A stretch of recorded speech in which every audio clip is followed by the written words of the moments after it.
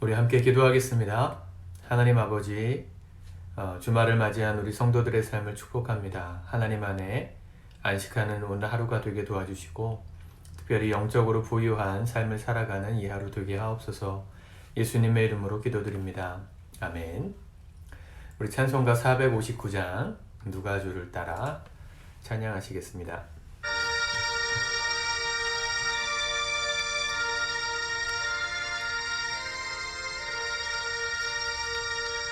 누가 주를 따라 섬기려는가? 누가 죄를 떠나 주만 따를까? 누가 주를 섬겨 남을 구할까? 누가 주의 뒤를 따라가려나?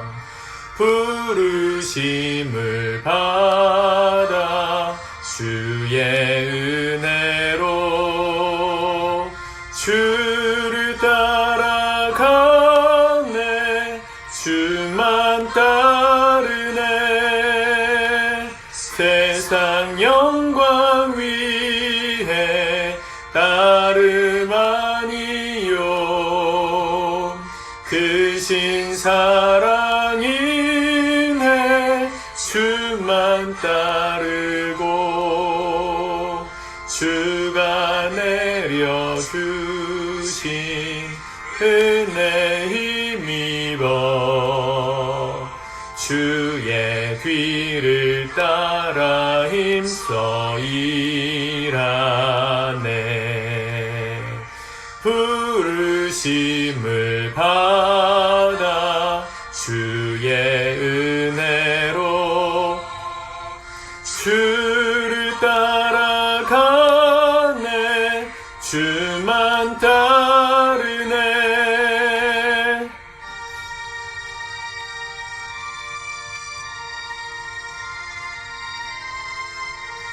3절입니다.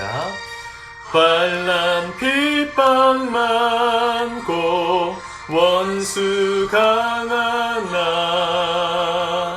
주의 용사 더욱 힘이 강하니 누가 능히 이겨 넘어뜨리랴. 변함없는 진리 승리하리라. 기쁜 찬송하며 주의 은혜로 주를 따라가네. 주만 따르네. 아멘. 우리 하나님의 말씀 창세기 44장의 말씀을 오늘 같이 묵상하도록 하겠습니다. 창세기 44장 1절에서 마지막 절까지입니다. 같이 읽겠습니다. 시작. 요셉이 그의 집 청지기에게 명하여 이르되 양식을 각자의 자루에 운반할 수 있을 만큼 채우고 각자의 돈을 그 자루에 넣고 또 내 잔 곧 은잔을 그 청년의 자루 아귀에 넣고 그 양식값 돈도 함께 넣으라 하매 그가 요셉의 명대로 하고 아침이 밝을 때에 사람들과 그들의 나귀들을 보내니라. 그들이 성읍에서 나가 멀리 가기 전에 요셉이 청지기에게 이르되 일어나 그 사람들의 뒤를 따라 가서 그들에게 이르기를 너희가 어찌하여 선을 악으로 갚느냐? 이것은 내 주인이 가지고 마시며 늘 점치는 데 쓰는 것이 아니냐? 너희가 이같이 하니 악하도다 하라.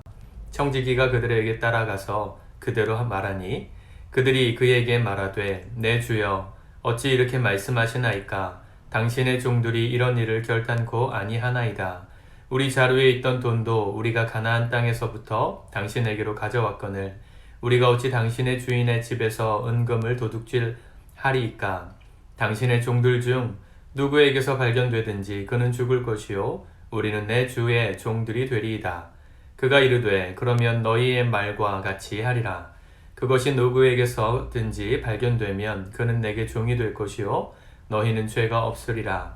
그들이 각각 급히 자루를 땅에 내려놓고 자루를 각기 푸니 그가 나이 많은 자에게서부터 시작하여 나이 적은 자에게까지 조사하매 그 잔이 베냐민의 자루에서 발견된지라.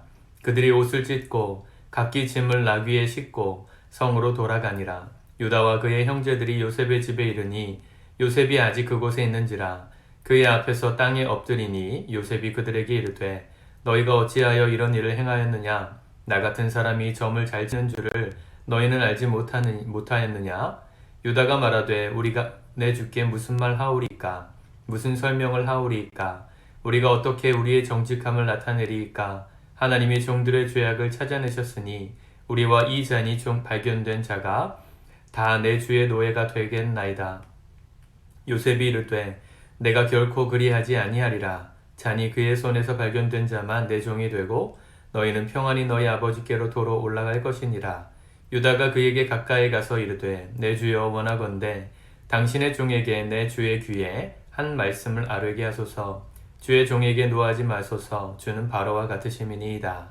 이전에 내 주께서 종들에게 물으시되 너희는 아버지가 있느냐 아우가 있느냐 하시기에 우리가 내 주께 아뢰되 우리에게 아버지가 있으니 노인이요 또 그가 노년에 얻은 아들 청년이 있으니 그의 형은 죽고 그의 어머니가 남긴 것은 그뿐이므로 그의 아버지가 그를 사랑하나이다 하였더니 주께서 또 종들에게 이르시되 그를 내게로 데리고 내려와서 내가 그를 보게 하라 하시기로 우리가 내 주께 말씀드리기를 그 아이는 그의 아버지를 떠나지 못할지니 떠나면 그의 아버지가 죽겠나이다.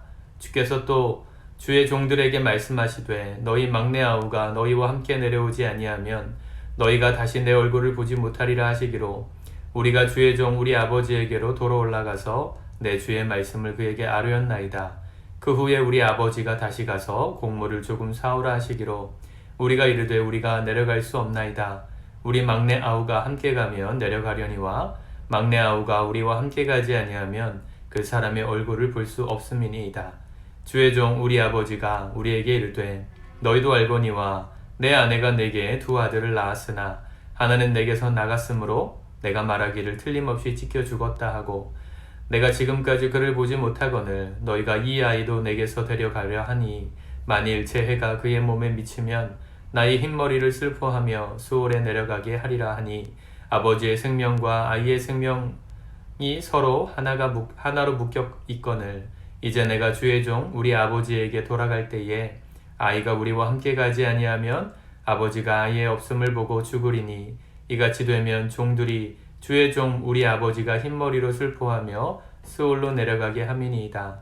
주의 종이 내 아버지에게 아이를 담보하기를 내가 이를 아버지께로 데리고 돌아오지 아니하면 영영이 아버지께 죄짐을 지리이다 하였사오니 이제 주의 종으로 그 아이를 대신하여 머물러 있어 내 주의 종이 되게 하시고 그 아이는 그의 형제들과 함께 올려보내소서. 그 아이가 나와 함께 가지 아니하면 내가 어찌 내 아버지에게로 올라갈 수 있으리까? 두렵건대 제 해가 내 아버지에게 미침을 보리이다. 아멘.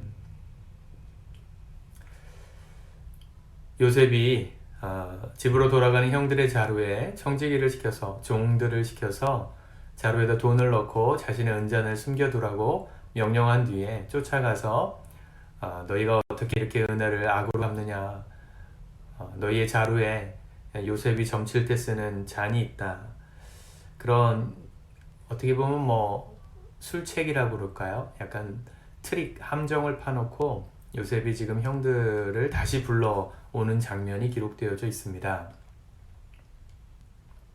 많은 신학자들이 이 부분에 있어서 고민을 많이 합니다. 요셉의 의도가 뭐였을까?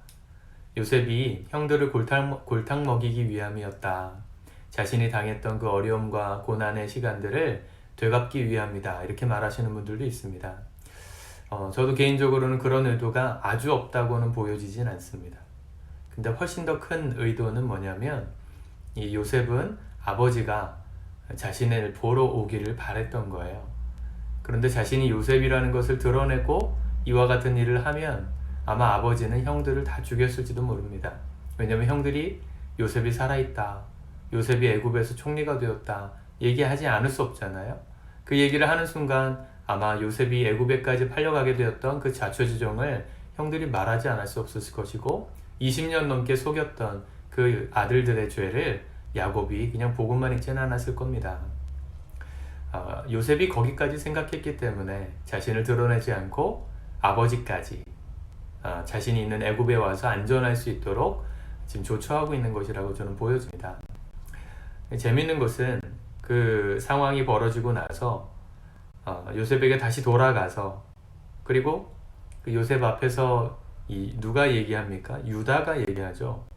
16절에 보니까 유다가 말하되 우리가 내주께 무슨 말을 하오리까? 무슨 설명을 하오리까? 유다는 세 번째 아들이었습니다. 셋째 아들. 그 형들도 다 있었어요. 루벤도 있고 시므온도 있었는데 세 번째 형제였던 이 유다가 나서서 말하고 있다는 게 되게 굉장히 특이하죠. 왜냐하면 장자의 권한이 굉장히 크던 시대인데 장자 루벤은 가만히 있고요. 유다가 변론합니다. 여러분 연결되시는 게 느껴지세요? 유다가 요셉을 팔았고요. 유다의 그 애굽으로 요셉을 팔던 그 목소리와 상황을 요셉이 다 기억했을 겁니다. 근데 유다가 나서서 이 상황에 대해서 지금 요셉에게 설명하죠. 요셉인지 모르고. 이전에 있었던 일들까지 싹 얘기합니다. 근데 재밌는 건 뭐냐면 어떻게 보면 유다의 이 고백이 요셉 앞에서 자신들의 죄, 자신들의 상황, 어떻게 보면 일종의 회개를 하고 있는 것이라 볼 수 있는데 가장 중요한 회개는 하지 않고 있어요.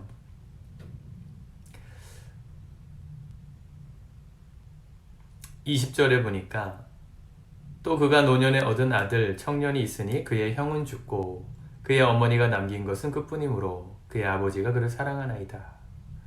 아시죠? 야곱의 두 번째 부인이었던 라헬이 낳은 아들이 요셉과 베냐민인데 요셉을 낳고 어머니 이 라헬이 베냐민을 낳다가 죽죠. 어머니가 떠나고 이 요셉과 베냐민이 어떻게 보면 야곱이 사랑했던 여인을 통해서 낳았던 자식이니까 총애하고 특별하게 생각했는데 그 사랑했던 요셉, 채색 옷을 입혀주면서까지 사랑했던 야곱의 입장에서는 자기가 생각할 땐 장자라고 생각했던 요셉이 죽었다고 이렇게 표현합니다. 사실은 유다가 팔았잖아요. 이 말을 할 때 뉘앙스가 우리는 텍스트, 글로 읽으니까 잘 느껴지지 않지만 아마 유다의 목소리가 떨렸을 겁니다. 지금 진실을 말하는 회개를 하고 있는 건데 자신이 팔았던 요셉이 죽었다 이 말을 사실은 하면서도 얼마나 마음에 양심에 가책이 있었겠어요. 더군다나 그 말을 듣고 있던 사람은 유다는 몰랐지만 요셉이었지 않습니까? 회개가 이렇게 사실은 힘들고 끔찍하고 또 가슴 아픈 일이지만 정확하게 해야 된다는 걸 우리는 다시 한번 깨닫죠. 유다가 만약에 자신이 동생을 애굽으로 팔아서 죽었는지 살았는지 모릅니다 라고 말했다면 아마 요셉은 이 자리에서 자신을 드러냈을지도 몰라요. 그런데 나중에 요셉이 아버지를 다 모시고 왔을 때 요셉이 자신이 이 장면 이후에 다음 장에서 요셉이 형들 앞에서 내가 요셉입니다 라고 말했을 때 아마 유다의 마음은 얼어붙는 것 같았을 것입니다. 왜냐하면 요셉이 요셉 앞에서 자기가 진실하게 말한다고 회개한다는 느낌의 말을 했던 그 말이 거짓말이었다는 게 또 한 번 드러나는 것이잖아요. 우리가 하나님 앞에 나중에 설 때도 우리가 하나님 앞에 숨길 게 뭐가 있겠습니까? 저도 그렇고 여러분들도 숨길 게 없을 거예요. 사람들 앞에서는 안 그런 척 말하지 않고 지나갈지 몰라도 속이고 넘어갈 수 있을지 몰라도 하나님 앞에서는 우리가 그럴 수 없을 겁니다. 그날에 하나님 앞에서도 우리가 우리의 말과 우리의 언변으로 우리를 변호하고 보호할 수 있을까요? 그러려고 하면 할수록 훨씬 더 부끄러운 일을 당하게 될 것입니다. 하나님은 정직한 자들을 사랑하십니다. 정직한 자의 마음에는 비로소 평강이 임해요. 유다의 마음이 이렇게 얘기하고 나서도 다 맞는 말을 했는데 제일 중요한 한마디, 자신이 그 사랑하던 형을 요셉을 팔았다. 베냐민의 형을 팔았다. 이 말을 했기를 기대했던 요셉이 그 말을 듣지 못해요. 그 말을 듣다가 우리 내일 보겠지만 이제 월요일날 보겠지만 45장에서 요셉이 요셉 유다의 말을 들으면서 정을 이기지 못하고 또 울려고 방으로 들어가요. 소리를 질러요. 45장 1절에 보면 요셉이 시종하는 자들 앞에서 그 정을 억제하지 못하여 소리질러 모든 사람을 자기에게서 물러가라 하고, 우리가 월요일날 보겠지만 요셉이 유다의 말을 듣고 소리를 지르면서 괴로워합니다. 자신의 이야기잖아요. 하나님 앞에서도 우리가 이렇게 괴로워할 날이 오지 않겠습니까? 여러분, 죄를 지적하고 나의 실수와 허물에 대해서 말씀이 우리를 찌르는 것은 굉장히 아픈 일입니다. 그 말씀을 전해야 하는 목회자인 제 입장에서는 어쩌면 여러분들이 투영되는 저를 통해서 하나님 말씀을 듣기 때문에 저에 대한 불신과 또 어려운 마음이 생기실지도 몰라요. 근데 저도 똑같은 죄인이고 이 말씀을 묵상하면서 똑같이 하나님 앞에서 저를 돌아보게 되는 동일한 사람입니다. 하나님 말씀 앞엔 다 평등합니다. 제가 여러분들을 매일 정죄하고 싶어서 아니요. 그럴 자격도 없고 그런 마음도 없습니다. 우리가 하나님 앞에서 자신을 정직하게 볼 수 있는 눈이 열리기를 저는 그저 기대할 뿐이고 또 그 말씀이 있는 그대로 전할 뿐이죠. 사랑하는 성도 여러분, 오늘 토요일날 안식하시면서 우리에게 정직함을 요구하시는 하나님의 마음을 한번 묵상해 보셨으면 좋겠습니다. 하나님이 왜 나에게 정직을 원하실까? 하나님이 왜 나에게 하나님 앞에서 정직하게 고백하고 회개하기를 원하실까? 그것은 우리를 괴롭게 하기 위함이 아니라 진정한 평안과 안식으로 인도하시기 위함입니다. 여러분, 우리 안에 하나님 앞에 감출 것이 없다는 것을 깨닫고 오늘 사람들 앞에서도 정직하게 행하기를 힘써 노력하는 우리의 삶이 될 때 오늘 하루가 평안하고 우리 마음에 참된 안식이 임하고 기쁨이 넘치는 하루가 되리라 믿습니다. 기도하겠습니다. 사랑의 주님, 이 설교를 날마다 듣는 우리 성도들이 있습니다. 이 말씀을 들으며 결단할 때도 있고 때로는 자책할 때도 있고 때로는 마음이 어려울 때도 있을 것을 또 생각합니다. 하나님의 말씀은 우리를 비출 때 그것이 기쁨이 되기도 하지만 우리의 모든 더럽고 추악하고 병든 부분들을 고치고 도려내는 아픈 칼이 되는 것들도 우리가 인정합니다. 하나님, 이 말씀이 우리를 살리는 말씀이라는 것에 대한 신뢰가 있게 하시고 이 말씀을 붙들고 우리의 삶을 날마다 점검하고 돌아볼 때 주님 기뻐하시는 인생, 정직하고 정결한 인생, 그래서 주님 안에 참된 평화와 안식과 기쁨을 진정으로 누리는 참된 인생을 살아가는 우리 모두가 될 수 있도록 이 하루도 걸어가게 하시고 우리 평생에 걸어가게 하옵소서. 예수님의 이름으로 감사하며 기도드립니다. 아멘.